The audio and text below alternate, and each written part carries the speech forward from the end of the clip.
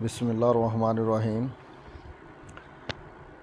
ناظرین، آج ہم بات کریں گے سرنجہ شیری کے حوالے سے۔ یہ جو آپ کو سامنے پودا نظر آ رہا ہے، یہ اس کا نام ہے سرنجہ شیری۔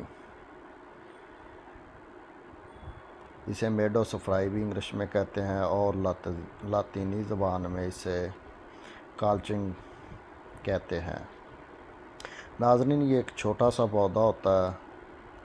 یہ تقریباً ہر موسم میں سبز رہتا ہے اور اس کے پتے بہت کم ہوتے ہیں، ٹھیک ہے۔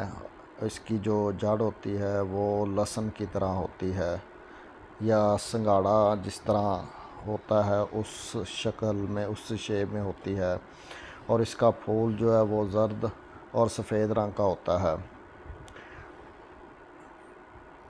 ناظرین، اس کی جو جڑ ہے وہی کارآمد ہوتی ہے، اسے ہی سرنجہ شیری کہتے ہیں۔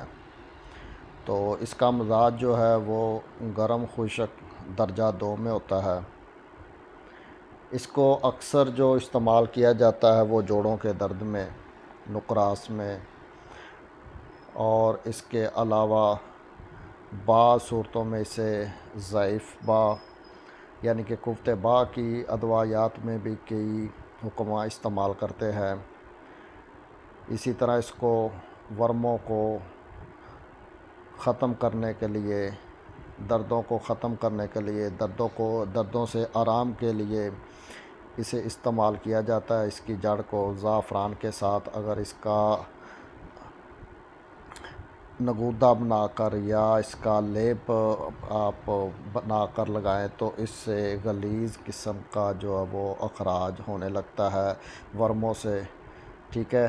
اس کے علاوہ یہ ایک عام ہلکا مسل بھی ہے۔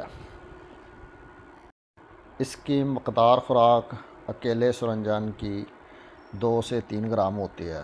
تو اس کا استعمال کے لیے صرف جڑ ہی اس کو استعمال کی جاتی ہے، باقی تنا پھینک دیا جاتا ہے۔